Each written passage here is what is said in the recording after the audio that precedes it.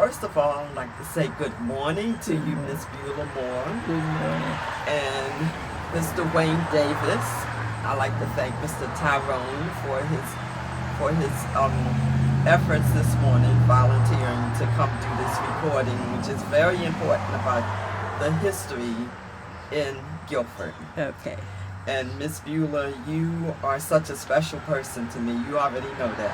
You've been in my life since I was yay high to a grasshopper. Yes. You've been like a second mother to me, and I know you have some amazing stories, Well, and I can't wait to hear them. So I'm going to ask you some questions. okay. Feel free to go off the cuff wherever you choose to. Okay. First of all, what is your full name, and were you named for anyone else? Mary Beaula Moore. Okay. And my name came from the Bible, Beaula. But I wasn't named for anybody in particular.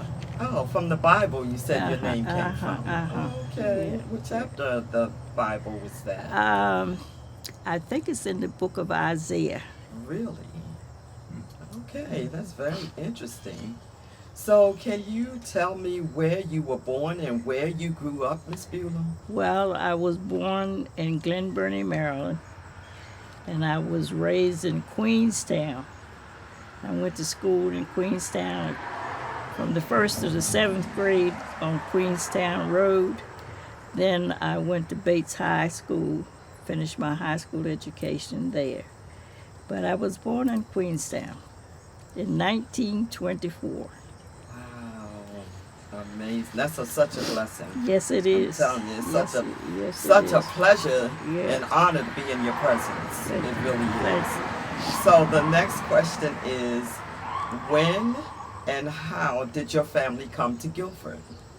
Well, I married Sam Moore, Samuel Moore, who was from Guilford. I don't know how he found Queenstown, but anyway, that's where we met in Queenstown. And I married him in 1940. And where did you all settle in Guilford? Have you always been here?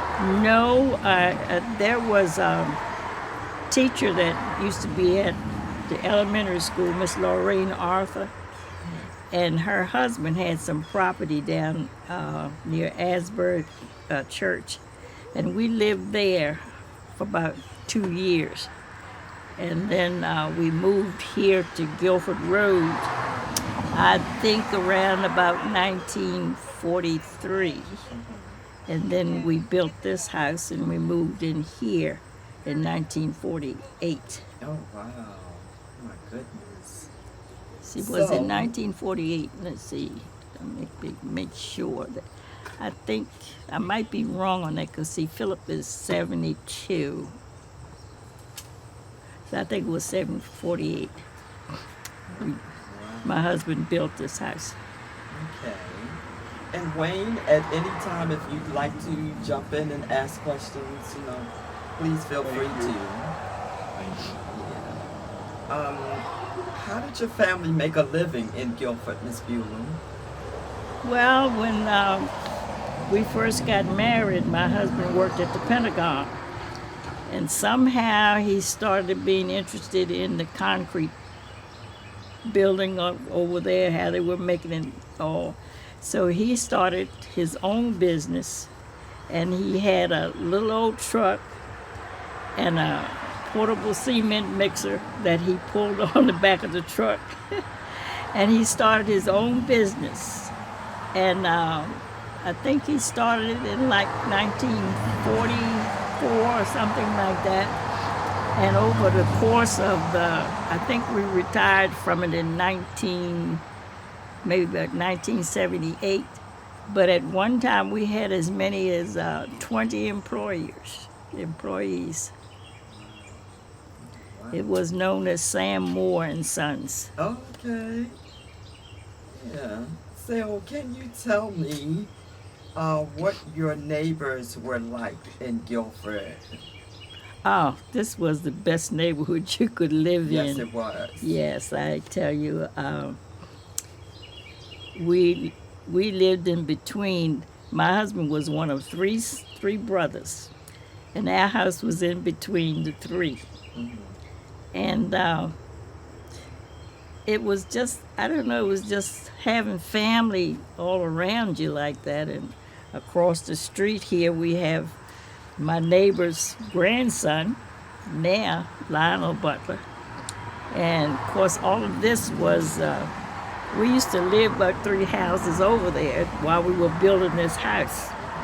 And it was amazing how we had a horse. I don't know, my husband borrowed this horse from somewhere, and he used that horse to dig the basement of this house. And then he laid the block, and then we had a carpenter who lived in Catonsville, and he came every day and built. We would buy lumber from a place in Catonsville. We were raising 7 children at that time, and so we would buy lumber a little bit at a time.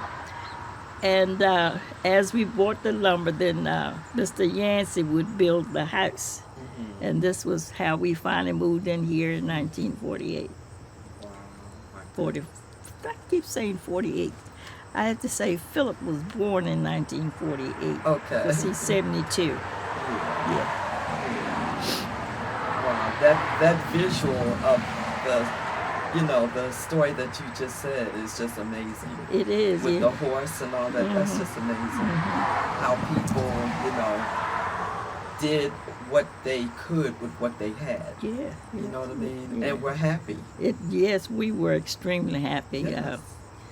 I used to, we couldn't afford a baseball bat, but we did have a tennis ball, so I would play baseball with my kids in the backyard. Is that right? We had a broom handle for a bat. Oh my goodness. Wow. What, can you tell me a little bit about the school a little bit about the history of the school in Guilford? Well, when we moved here, Miss Alice Green was the principal at Guilford Elementary. And where was that school located? Right up here at the corner of Guilford Road and Mission Road. Okay. And then after she passed, Miss Lorraine Arthur became the principal. And then Mrs. Boone and the other name, it was 3 teachers. They'll come to me. She'll come to me in a little bit. Miss Lowe? Was Miss Lowe around at that time? Yeah, it was Miss Lowe. Miss Yeah. Cooper? Miss Cooper, yeah. I think Miss Cooper came before Miss Lowe. Okay. Yeah. And Miss, the one I first named, what was her name? I just called her name. Bernice Cooper, I think. No, I just called her name a minute ago. Miss Arthur? No, Miss Lorraine became the principal. Okay. Miss Boone. Miss Boone, yes, I yeah, remember Miss Boone. Yeah. Yes, so that school up there on the corner, I mean, what grades were there and Well, how first many to the rooms? second, 7th. First and second. Yeah. I think Wayne had a question. What do you remember about Miss Lorraine Arthur? I've heard her name mentioned a lot. Well, she was married to Mr. Thomas Arthur. Right down here on the corner of Guilford Road, after you cross Washington Boulevard, they had a house. It's a sort of a dining room there now, but on the other side of that is where their house was. And she was married to Mr. Thomas Arthur, but they didn't have any children. But she remained the principal until they closed the school. What year was that they closed that school? Now, you would have to find it from Joyce, because that's when they built the Guilford Elementary. Oh, okay. I see. Right up there. Okay. Yeah. I don't remember exactly what year, but I know that my oldest children, let's see, Junior, went there in the first grade. And he was born in 1940, so I knew it was there then. But before that, I don't know, because Miss Alice Green was the principal. Okay. Now, what was the inside of that school like? Just 3 big rooms. Okay. And they had a wood stove. And the children would have to go out and collect the wood in order to have fire in the wintertime. Okay. So, and other than that, there was an outdoor toilet. And other than that, there were no other conveniences. How many children were in the classroom?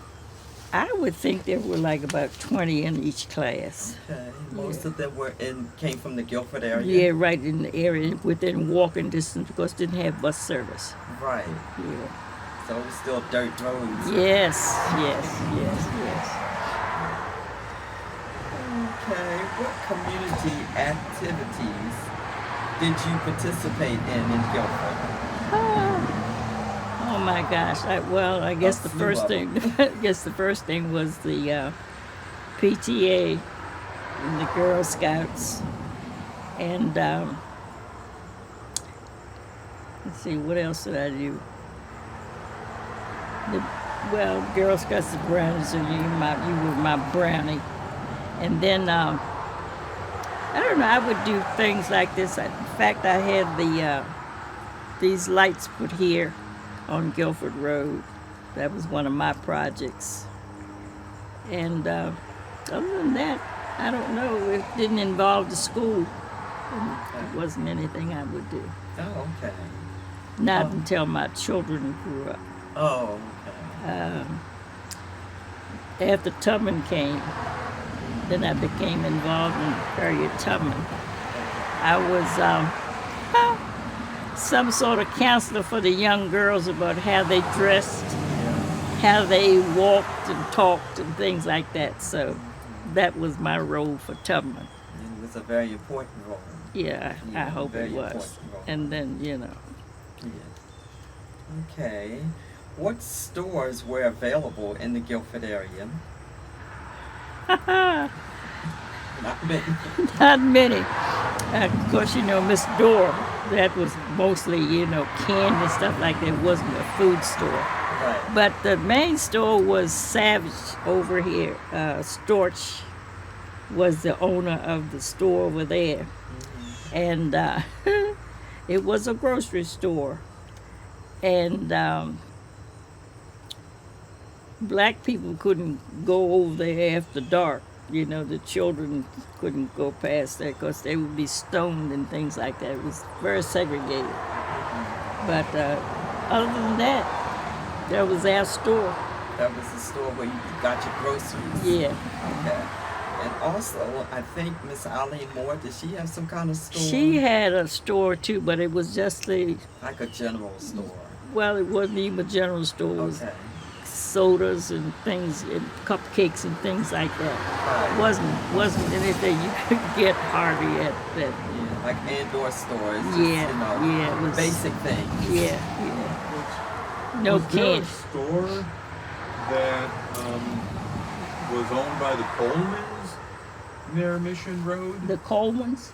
Yeah. No, that was where Miss Eileen Moore's store was in Henry Moore. Eileen and Henry Moore. They had a store. They lived next door. That was the before Colemans. the Colemans had that house.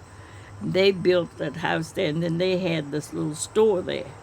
But they didn't have anything in it, sodas and cookies and stuff like that. Yeah, And then eventually, Miss Eileen moved the store down here on the corner of Carroll Heights. For a little while, they had the store down there too. Yeah. Same thing. I remember that store being up there on the corner of Mission Road, and the Coleman house was there, and Yeah. then Miss Moore's house. Yeah, Yeah, that's where they had the store inside their room. inside the house. Okay. Then the Malloys had a little sort of I don't know what you would call it, because they sold hamburgers and hot dogs and things like that. Fish sandwiches right down here on Carroll Heights too. Is that right? Uh-huh. John and Bessie Malloy. Really? Yeah, I didn't know about that one. Yeah. And I never knew about the store that you mentioned in Savage, the Storch. Yeah. I guess that was before my Oh, time. yeah. It was there when we moved here. And it's still there. Really? Yeah. Okay. But now Storch is in the realty business Okay. because they have a building right next to the post office. So they deal with those, I don't know how many apartments they have over there, but that's what they're into now, real estate. Oh, okay. That's very interesting. Yeah. Very interesting. What were some of your family traditions in Guilford? Well, I guess the biggest thing would be Children's Day at First Baptist Guilford. And anything that had to do with the church, it was we were very much involved in the church. In fact, Miss Dora Carter was the one that taught me how to play the piano. Is that right? So I played the piano for the Sunday school at First Baptist Guilford. Wow. And, but the big thing for us would be Thanksgiving and Christmas Yeah. and Children's Day. Yes. Yeah, so, I remember Children's Day. Oh my goodness. yeah. That was kind of torture getting your hair together the night before with the straightening comb. Yes. What was your religious life like in the Guilford community? It was very, very much exciting to me, even now. We lived in the house 2 doors over. And my husband had started to go to church, but I was a little skeptical about his really being converted. And what church did your husband go to? First Baptist Guilford. Did he really? Okay. He joined up there. But I was a little skeptical about what he was talking about, so I began to read the Bible. Okay. And at that time, I was pregnant with Stanley. And those days, when you became pregnant, you stayed home, you didn't go places, you didn't go. So anyway, one Wednesday night when I was reading my Bible, I was in the book of Hebrews, the 7th chapter, and I was converted right there in my bed. Stanley was born in February, so then May, I went to First Baptist Guilford. Is that right? And then I was baptized by Reverend Jackson. Is that right? In May of 1945. Oh my goodness. I get chills about this history and then I started being involved in the church. I taught Sunday school there, and I sang on the senior choir. And of course, as I said before, I played for the Sunday school. Yeah, you just answered my other question when you joined Guilford Church and, how you were active in the church. But I'm amazed that Aunt Dora taught you how to play the piano. I never knew that part. Yeah. I never knew that. I just remember her having the studio in the back, and I heard she used to crack people's hands or something. and that was so funny because there were some kids, that she would hit them on the fingers with the pencil. So they asked me what would I do if she hit me. I thought I'd hit her back. Oh my goodness! They were really interested. They said, what would you do if she hit you on it? I said I'd hit her back. Now, what year did you say you went to Guilford? You joined 1945. Guilford? Is that right? Mm-hmm. Wow. May of 1945 was my baptism. Reverend Charles Jackson was. Reverend Charles Jackson. Was his wife living at that time? I don't know. I don't remember him ever having a wife. Okay. He did marry Willis Carter's wife. That's right. He did. Yeah. So maybe she had passed. Yeah, Sure she did. Probably had, because I don't remember ever seeing her. Okay. And I didn't ever remember seeing Miss Dora's husband either. Okay. But he had a daughter, Mamie Harker. Yeah, she lived next door to us. Yeah. Yeah. So,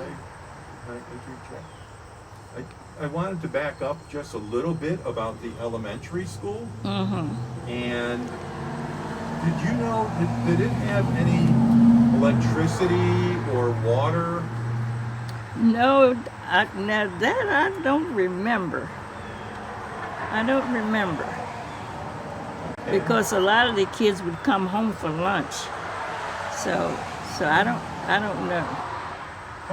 How about the wood stove and the heat? Well, you had the kids would have to go out and get the wood. I can't think now. Can't think of the person's name that used to provide the wood for that school. Can't think of his name. Well, they didn't Might have been a coal then. Coleman. I think it was a Coleman. a Coleman. Okay. Beg your pardon. But they didn't have coal at that point in that school to heat with coal. No. Wood. It is a wood stove. Oh, okay. So it must have been pretty chilly, you know, when whoever got there first to start that fire. Yeah. Wow. See, and that school was built by a white man.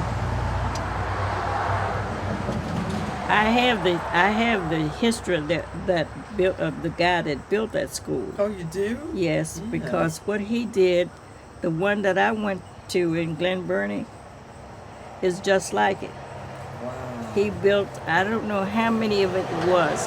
He'd asked the black people to give him, I don't know whether it was $1,000 or $2,000, and he would build the schools. So he built these schools. Is that right? They're all just alike. Wow. 3 rooms. I can't think of his name now, but I do have the information. Well, maybe you can share that with Wayne if you Okay. with us if you don't mind. No, I'll have to dig around and find. Okay, not a problem. We do a lot of digging for history. Yeah, Because yeah. it's so important. Because see, I found that out when they had a program down at my school in Glen Burnie, and that's when I found out that this man had these schools built. Oh, wow. They were all just alike. That is So the one interesting. that I went to is now historic. Really? Is that Rosenwald? Yes, that's Wow. Right. They contributed some of the money.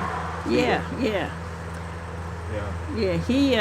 He asked, from what I could understand, that he had asked the community to provide, I think, $1,000 or $2,000, and he put the rest to it and built those schools. Is that right? I thought it might be one in Dayton. I'm not sure. You know, there may be. It's a possibility. It's a possibility.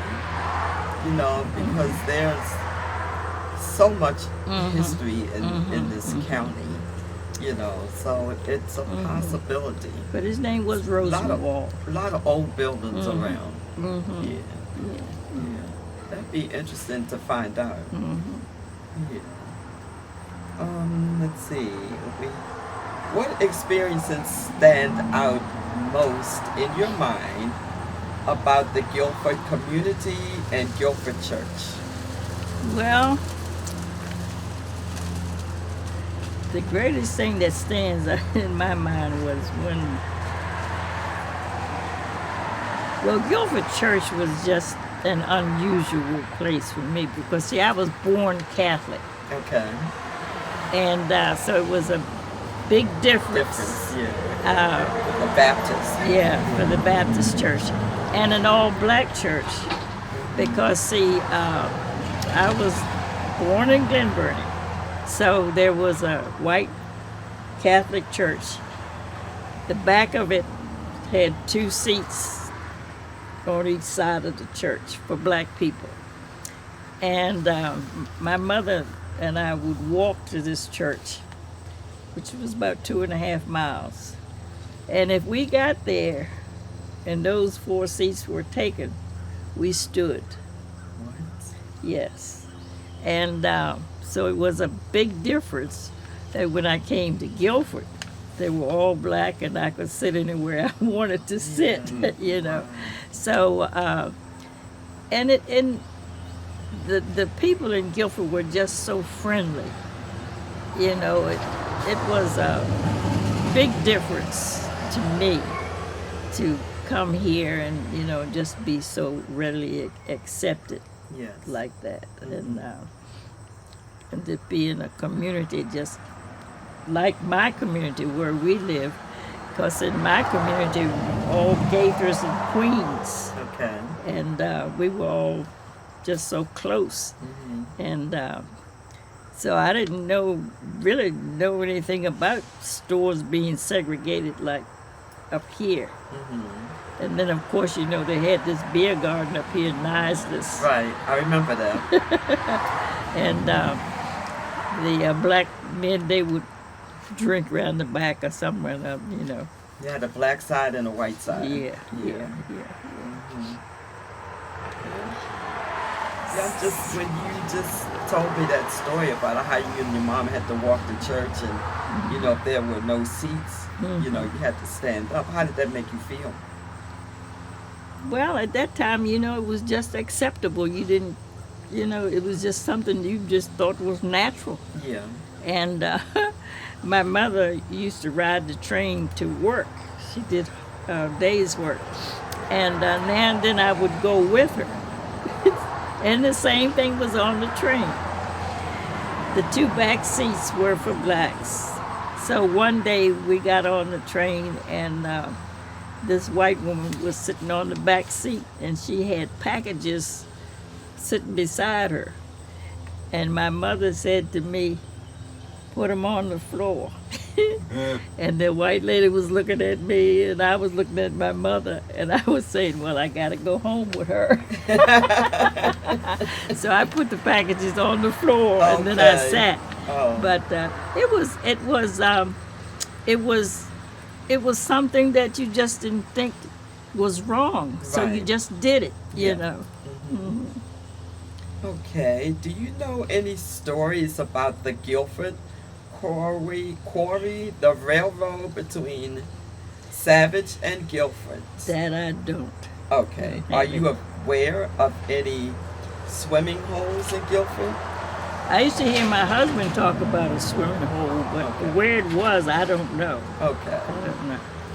I remember a swimming hole on Burger Road. Oh, really? Yeah, it's a whole bunch of water. We used to go around there and just hang out. We call that our beach.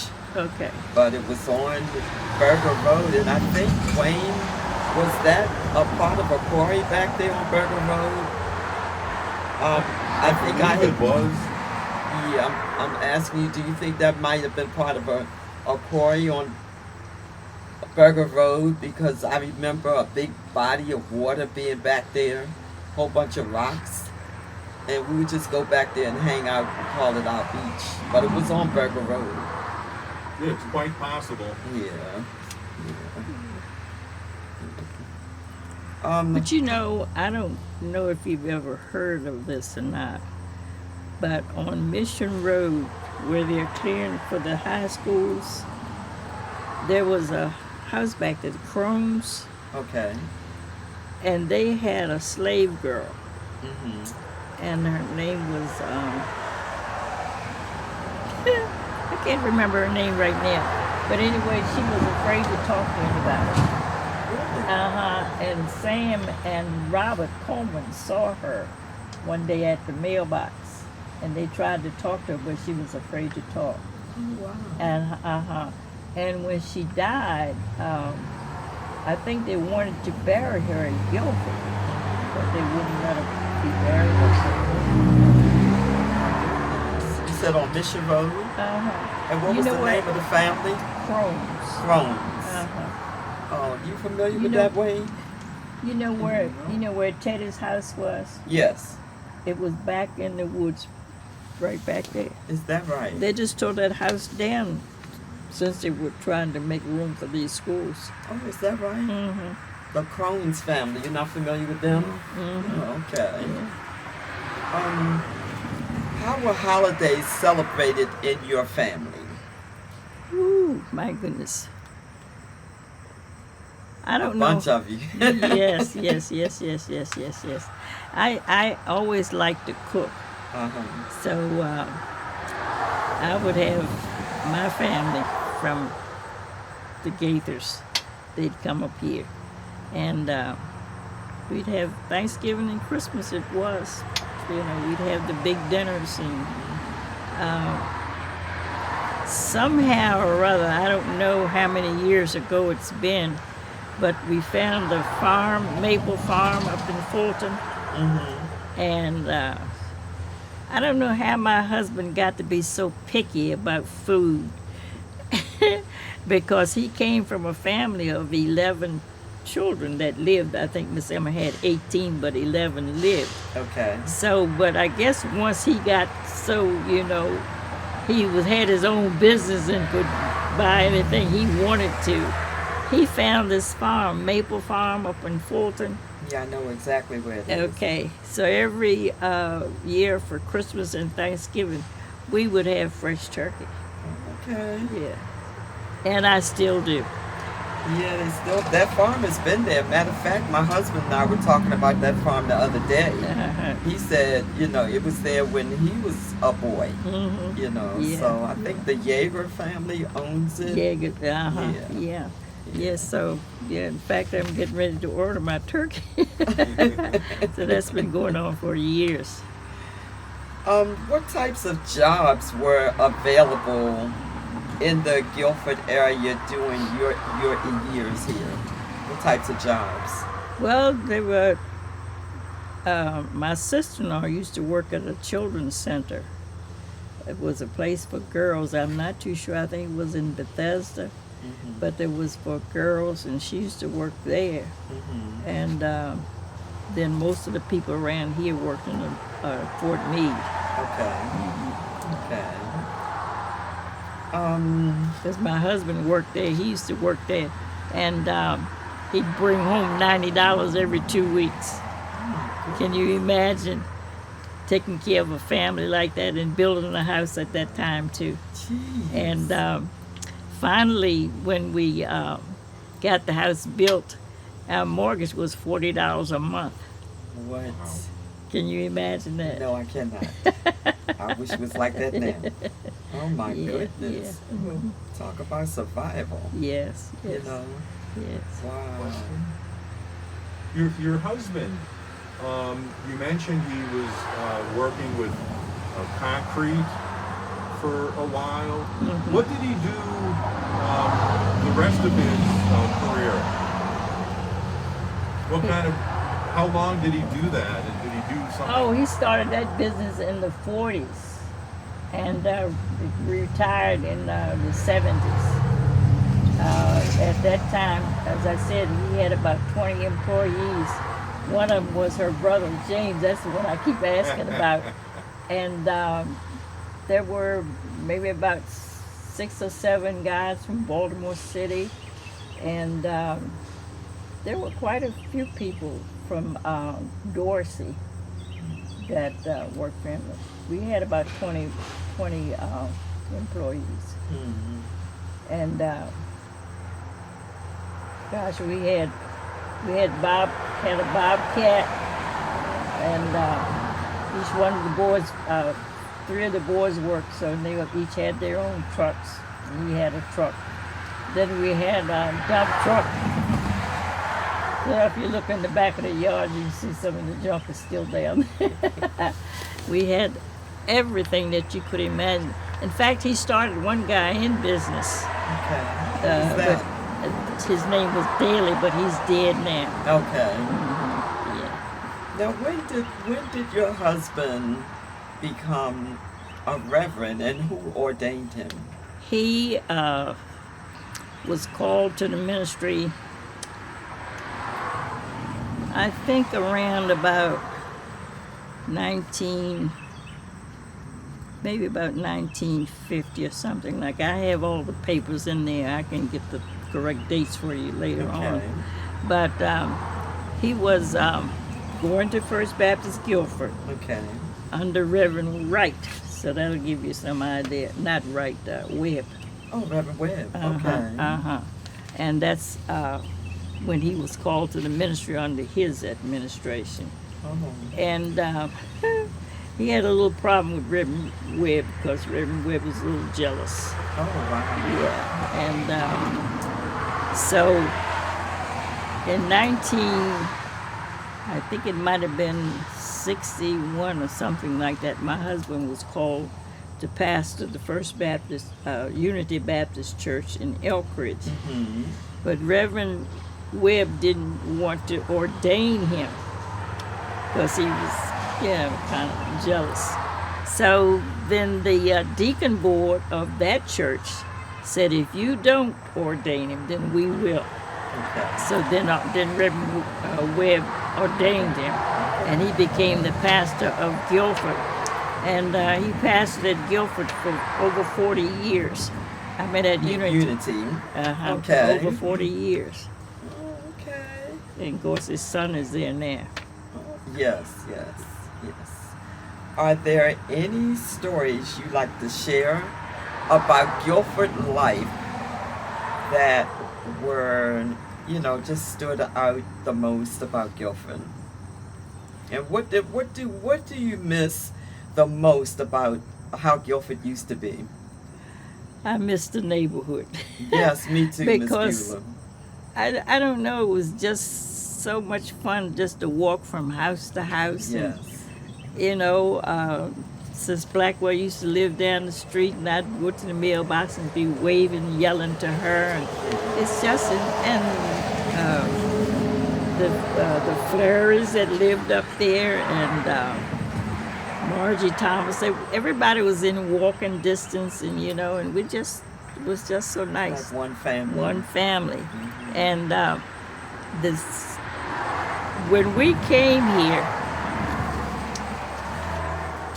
we had mailboxes, but all the black people had one number, and it was 23. So Bessie Malloy and I got together, and we decided that we were going to name this Guilford Road. Mm-hmm. So we started out Box 23 Guilford Road. And after that, somebody started making up numbers. But for years, we were just Box 23. Wow. All the black people. Oh, my goodness. And I can't think of, because the white man that was the mailman, he knew us all. I can't think of his name now. I've been trying to remember his name. Yeah. But he did, that was everybody on Guilford Road. Well, I remember living at my grandparents' house on Cartersville, and it was P.O. Box 181, Guilford, Maryland. Mm-hmm. Mm-hmm. It wasn't, we didn't have any number on our mailbox or anything like No, because I guess mail wasn't that, frequent, that everybody knew. Yeah. And they didn't call this Guilford Road then, huh? No. Bessie Malloy and I started putting Guilford Road on our return addresses. What did they refer to this as? This was just Route 32. Okay. Because this was Route 32, and it after they built the new 32, was supposed to alleviate some of this traffic, but it didn't. It didn't. But well, that's because they built all these houses around here. Yeah. Have you been down there where Miss James used to live? I haven't been in that area, but I can only imagine. I can only imagine how built up it is. Yeah. That's what I miss, all of this. Well, this is progress, but I just miss the old Guilford. Yeah. I miss the old Guilford because, like you said, we could leave our doors open. That we door could, stayed open. Yeah, I mean, it was like one. Well, they used to call it Upper Guilford and Lower Guilford, but it was all Guilford. Yeah. And it was just like one big family. It was. Big family. Yeah. Everybody, you knew everybody in Guilford. You did. The Moores and the Colemans. Yeah. And then what was it, Carries, you know, Yeah. on Lockbridge Road. And we used to, It on was- Halloween, groves of us Oh. would come down here and just go On Halloween, the trick-or-treating. kids would be here, but now, you know, you can't No, do it. I mean, it was safe. Mm-hmm. It was safe. I can't even think. I can't even think of anything bad that happened. No. I can't. The only thing that happened when they integrated the schools, some white guys, well, young boys, came through here. That was at Tubman was just started, Okay. and through I guess it must have been some little bomb that they made. They threw it down in the driveway. Oh wow. Mhm. So, Oh. and Charles got in the car, and it scared me to death because he was, it was a terrible thing. If he had caught them, Right. he would have wound up killed or something. Exactly. Yeah. Yeah, I but can't remember. I it- just remember happy times in Guilford. yeah, Can't yeah. remember nothing bad ever happening. It didn't get bad until the integration, Yeah.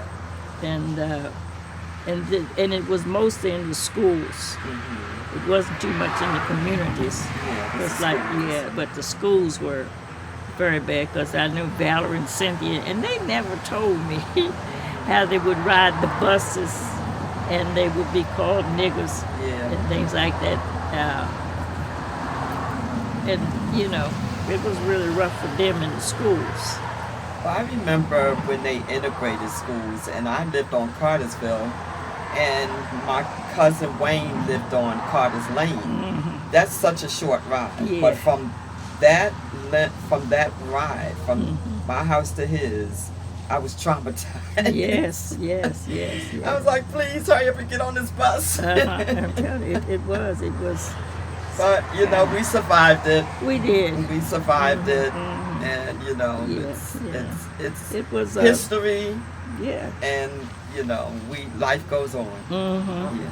How did Savage or dealing with Savage play into any of this? You didn't mess around in Savage. No, you did not. Mm-mm. And the funny thing about it was, I don't know why, but for some reason, I went to Clifton T. Perkins State Hospital. They had open house there, and I went down there, and I met some of the ladies there, and one of them was from Savage. Her name was Virginia Suter, and they had the auxiliary, and they invited me to join. So I did, along with two ladies from our church, Ms. Brogdon and Ms. Brown. And eventually they left, but I stayed, and I became the president of the auxiliary. And Jenny Suter, Virginia Suter, she just became attached to me. She wanted me to move to Savage. I told her no. I told her no, I could not be over there, but and I told her, I said, because they don't like us. But I don't know if she's still living or not. But she had a daughter that went to school in Cynthia, Okay. at the high school. I think her name was Gloria Suter. Okay. Yeah, I never experienced any bad things about Savage. As a matter of fact, I used to work there. But and then I remember my grandmother taking me there to a laundromat. Mm-hmm. But I never experienced anything bad, but I heard the stories. Yeah. I heard the stories, and then my grandmother told me how her brother, he was a very light-skinned man, and he would go to Savage, and they never knew that he was a black man. So as I said, I've never experienced anything bad. Just heard stories. Yeah, and that was mostly, just we knew, Right.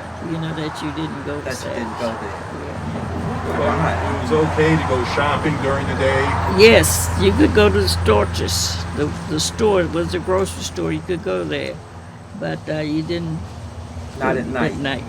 But they were welcoming in a way, or tolerated? Well, they tolerated you. Your money didn't have any color. I wonder where that originated from. That division. Where did that? I wonder where that came from. I don't know, because my husband used to work in the mill, because they had a Savage mill over there, and he used to work in the mill. But that was before I married him.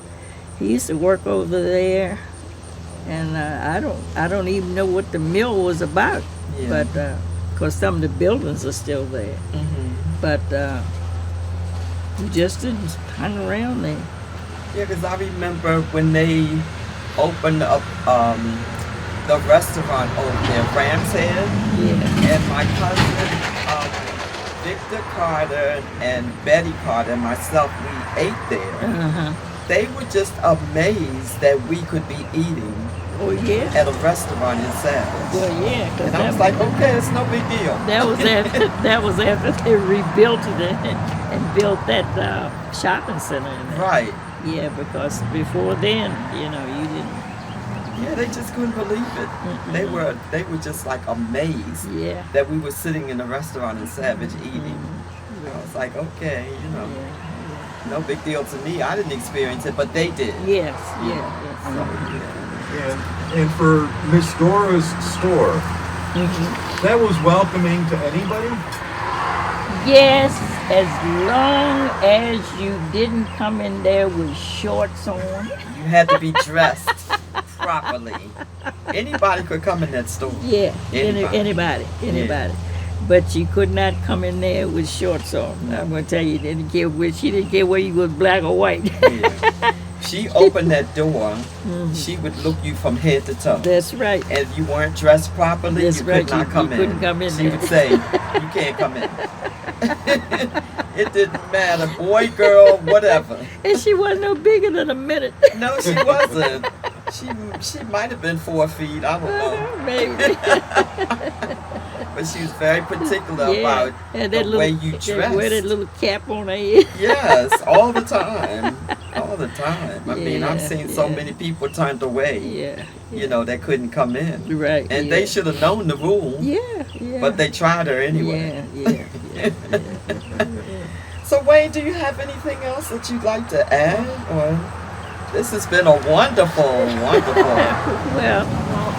experience. Yes. I'm curious about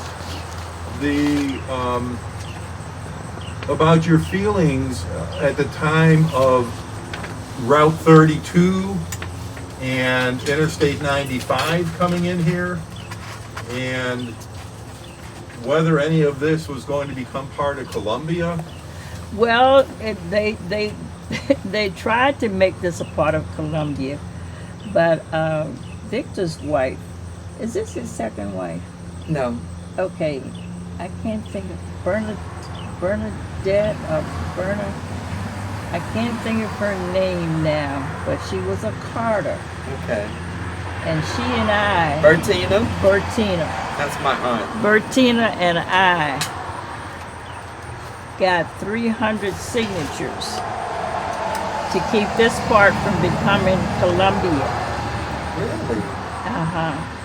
And we also worked to get people to be able to live in that community. They called it Monarch now, but it was Guilford. Guilford Gardens. Alcinda was one of the people that we got in there. Really? And we started that canvas. We got 300 signatures. And I'm going to tell you, Reverend Wright never cared for me from that day on, because he was trying to let all of this be Columbia. But we wanted it not to be a part of Columbia. So actually, all this is Jessup. Yeah. But down on the corner, they claim they're Columbia, but it's Jessup. This is still Jessup. This is Jessup. Is that right? It's our mailboxes. Okay. Jessup. Yeah, okay. Up to Mission Road. Is that right? Okay. Yeah. Never knew that one. Yeah, so we made, I couldn't think of it, but it was Bertina. Yeah, Bertina. Yeah, she and I walked this road. What? got 300 signatures Wow. and kept it from being there. Well, thank you for that. Yeah. When the expressway went through, was it more difficult to See, go yeah. back and forth? Well, it wasn't. It was when I worked for the county as a field director for adult basic education, and before this became Guilford Road, so to speak, this was 32. So I used to have to drive from Elk Ridge, Route 1, and here come up through we used to go to Savage right up here, but they closed that road to make this road. But I had to drive all over Hannah. I worked from here to Mount Airy to start the basic education classes. So I did that for 5 years, and I gave it up because the dean at the community college, he wanted to hire ladies that had doctorates. And I tried to explain to him that people were more comfortable with people that at least had, a college degree, but not doctorates and things like that. So his name was Dr. Dean DeSantis. So then he couldn't get me to do that. So then he wanted me to train some women to do my job. So then I told him I'm not that dumb, that I would train somebody to do my job. So I quit. Wow. Yeah. Oh my goodness. But, and I have some pictures of a couple of ladies that graduated from high school. Very, very interesting. Yeah, when I was first recruiting students, I went to Ellicott City, and I don't know, but the first house I went to, there were 2 white ladies there, and I talked to them, and they were very excited about it. And I guess they somehow or another they told somebody, and it got in the newspaper, and had my picture in there that Beaula Moore hunts illiterates. Oh. So when I went back to sign them up for class, they were angry because they thought I called them illiterates, but I told them it wasn't my language. But one of them had, I think her husband was a policeman. Mm-hmm. So they were very angry with me. I had a problem then, trying to get people to sign up. But I did wind up with 7 classes Wow. for adult basic education. Okay. So, that's wonderful. Yeah, so That's wonderful. I did that for 5 years. Okay. Wow. Well, I have certainly enjoyed this time with you. I mean, Yeah. every time I'm in your presence, it's always a wonderful time. It really is. Yeah. I appreciate you allowing us to come in the midst of a pandemic. And I hope and pray that this recording will open up a lot of people's minds and eyes to receive the history that's right here in our community. I hope It so. needs to be acknowledged. We cannot let it die. No. It can't be swept under the rug because it happened. Yes. This area has so much history in it. It does. It really does. It really And I does. appreciate you. Well, And I thank you. Virtual hugs to you and kisses. And hugs and kisses to both of you. Nice seeing you again.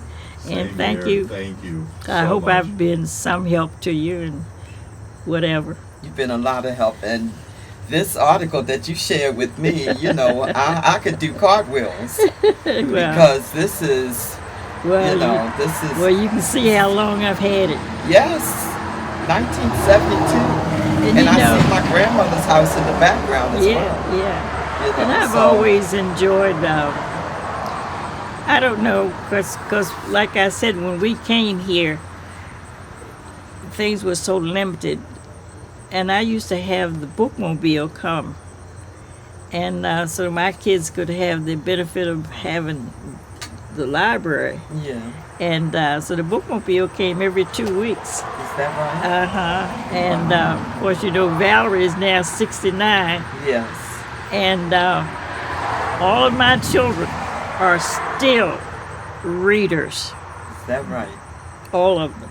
Wow. They still read. Yeah. Well, back in that day was nothing much to do. Wasn't in it? Yeah. I No. remember having encyclopedias, Oh my gosh. having a Mr. bookshelf in my room. That's all I did. You remember Mr. Kraft was selling the encyclopedias? Yes. I bought a set of them from Yeah. him. Yeah. So My grandmother made sure that oh I yes. read Yes, everything. Yes. You yes. remember the collection of Little Women? Yes. I would get a book every Christmas.